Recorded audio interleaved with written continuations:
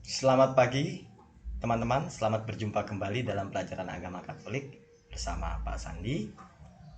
Pada kesempatan kali ini kita akan melihat kemampuanku terbatas. Tapi sebelum itu kita awali kegiatan pembelajaran hari ini dengan berdoa. Kita siapkan sikap dan hati kita untuk memulai pelajaran ini dengan berdoa.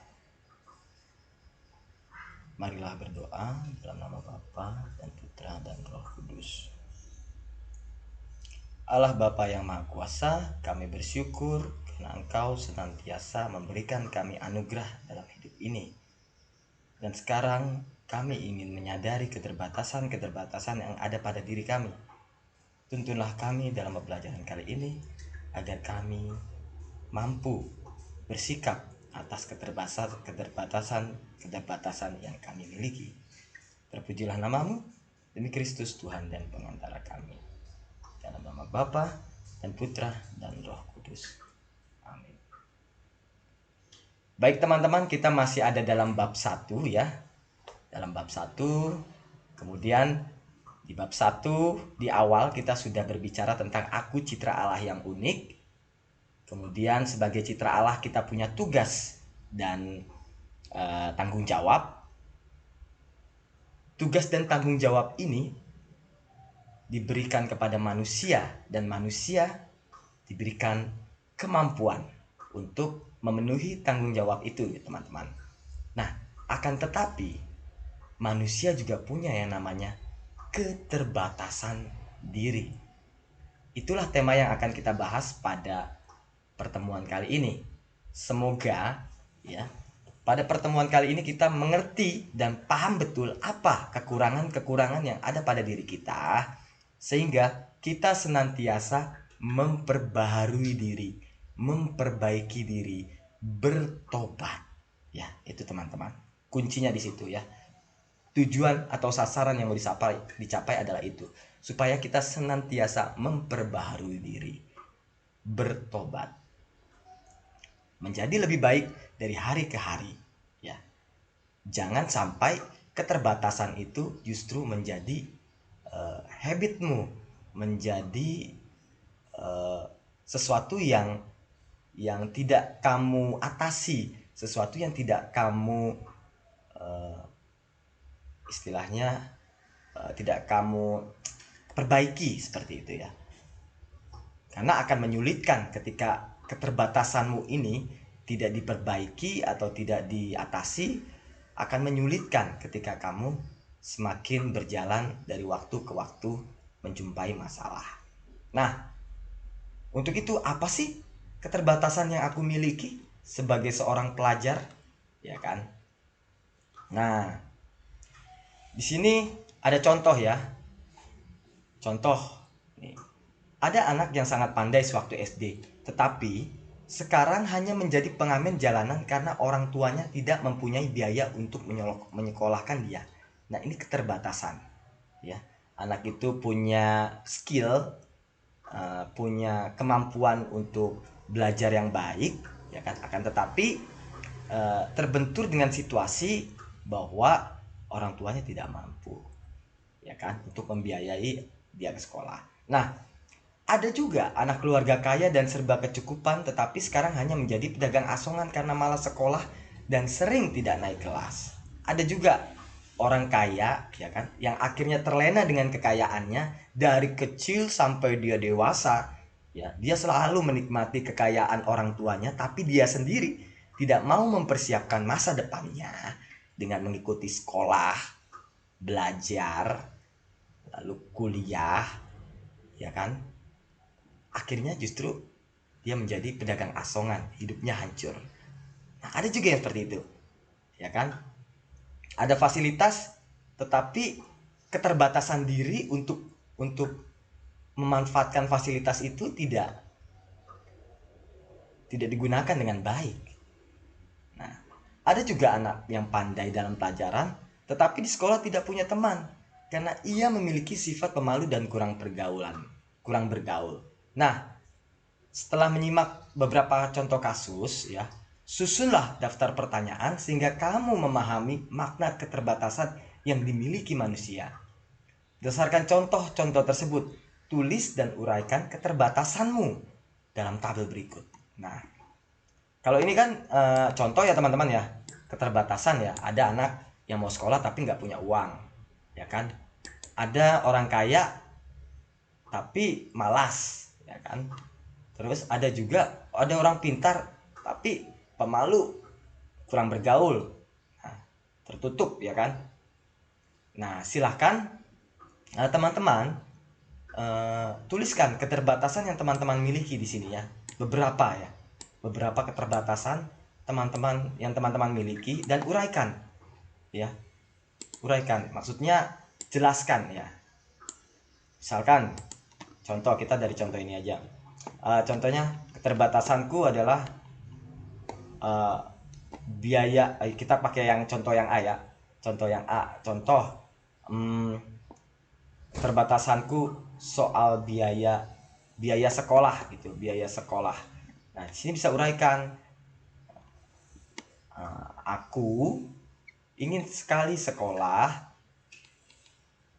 bahkan nilai-nilaiku bagus di sekolah, tetapi orang tuaku tidak mampu untuk membiayai aku sekolah. Nah, seperti itu ya teman-teman. Ini contoh ya. Terus kemudian keterbatasanku adalah malas gitu, malas. Contoh yang B ya, yang B kita masukkan kolom ya, contohnya. Yang B kita masukkan kolom. Aku rajin. Aku kaya. Kok kaya sih? Aku malas belajar, ya kan? Malas belajar. Uraikan. Aku orang kaya. Aku orang berkecukupan, tetapi aku malas sekolah. Itu karena sekolah itu membosankan dan membuat aku tidak ingin mengikuti pelajaran-pelajaran yang ada. Dan seterusnya ya teman-teman, silakan tuliskan beberapa keterbatasan yang teman-teman miliki ya, supaya teman-teman sadar dan segera memperbaiki keterbatasan teman-teman itu ya. Kalau udah sadar kita punya keterbatasan, otomatis yang harus kita lakukan adalah memperbaiki keterbatasan tersebut ya. Oke. Sejauh masih bisa kita usahakan, pasti bisa diperbaiki, ya kan? Oke. Nah,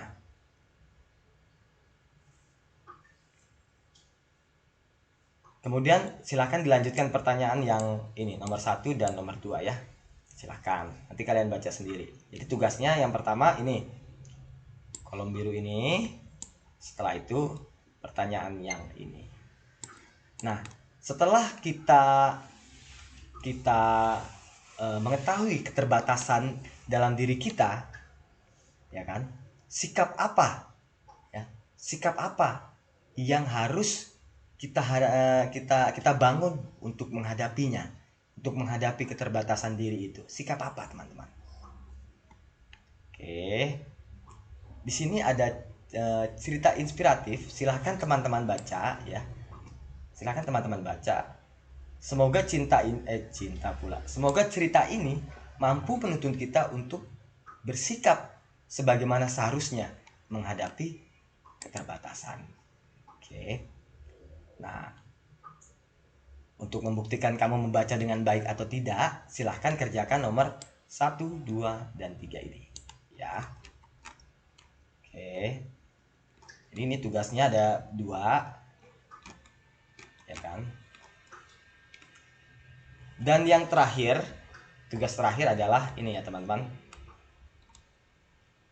Sikap positif terhadap keterbatasan, dampaknya apa, ya kan? Kalau sikap negatif terhadap keterbatasan, itu dampaknya apa? Silahkan teman-teman tuliskan di sini. Ya, panduannya seperti ini. Secara umum, terdapat 2 sikap yang sering muncul dalam menghadapi keterbatasan. Ada yang positif, ada yang negatif. Ya kan? Kalau yang positif itu berusaha untuk mengatasi, untuk menemukan cara bagaimana supaya aku bisa melawan keterbatasanku. Nah, apa? Ya kan? Tergantung dari keterbatasan apa yang kamu miliki. Nah, dampaknya apa? Ya. Kalau kamu bersikap positif, dampaknya apa? Begitupun sebaliknya. Kalau negatif, itu seperti apa dampaknya? Nah, oke. Itu ya teman-teman ya. Jadi hari ini cukup itu saja dulu. 2 tema itu aja dulu ya. Bagaimana kita mau melihat diri kita ya, keterbatasan-keterbatasan yang ada pada diri kita, dan kemudian kita mau menyikapi keterbatasan tersebut ya. Mau menyikapi dengan cara apa ya. Nah, ini juga waktu yang cocok berefleksi buat teman-teman sekaligus ya, agar keterbatasan-keterbatasan tersebut dapat teman-teman hadapi dengan cara yang tepat gitu. Sekali lagi Pak Sandi katakan ya, bahwa kita pada kesempatan kali ini ingin melihat keterbatasan apa yang kita miliki, kemudian kita ingin menaruh sikap yang seharusnya melawan atau di hadapan keterbatasan tersebut. Selamat bermenung teman-teman, selamat mencari keterbatasan kalian, menyadari keterbatasan kalian, sehingga kalian menjadi orang yang selalu lebih baik dari hari ke hari. Semakin sering kalian menyadari keterbatasan, semakin baik hidup kalian dari hari ke hari. Ya, silakan teman-teman kerjakan tugasnya. Sekali lagi Pak Sandi katakan, tugasnya adalah ini ya, halaman 22 sampai dengan 23, tugas 1 ya, kolom biru dengan poin 1, 2. Ini ya, tugas yang pertama. Tugas yang kedua adalah ini dia, poin nomor 1, 2, 3 beserta kolom ini ya. Jadi ada 2 tugas. Itu dulu teman-teman untuk pesan dari Tuhan dalam menghadapi keterbatasan. Akan kita bahas secara lebih detail minggu depan. Tapi untuk sekarang ini, gunakan waktu sebaik-baiknya agar kalian semakin mengenali diri, semakin sadar keterbatasan kalian. Karena bahayanya teman-teman, kalau keterbatasan itu tidak dibabat, istilahnya dari sekarang, kalian sendiri yang akan menjadi kesulitan ya. Apalagi keterbatasan itu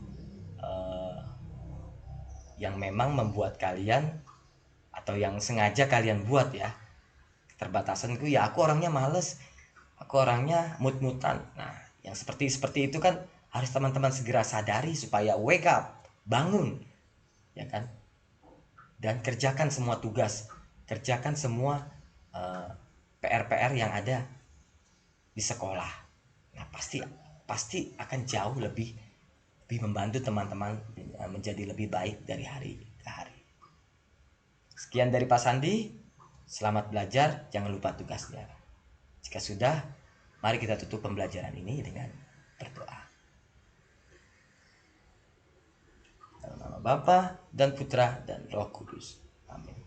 Ya Tuhan, terima kasih atas pembelajaran yang boleh kami lalui hari ini. Semoga dengan memahami dan mengerti keterbatasan yang ada pada diri ini, kami semakin berkembang menjadi orang yang lebih baik dari hari ke hari. Demi Kristus Tuhan dan pengantara kami. Dalam nama Bapa dan Putra dan Roh Kudus. Amin. Terima kasih teman-teman. Sampai jumpa. Selamat mengerjakan tugasnya.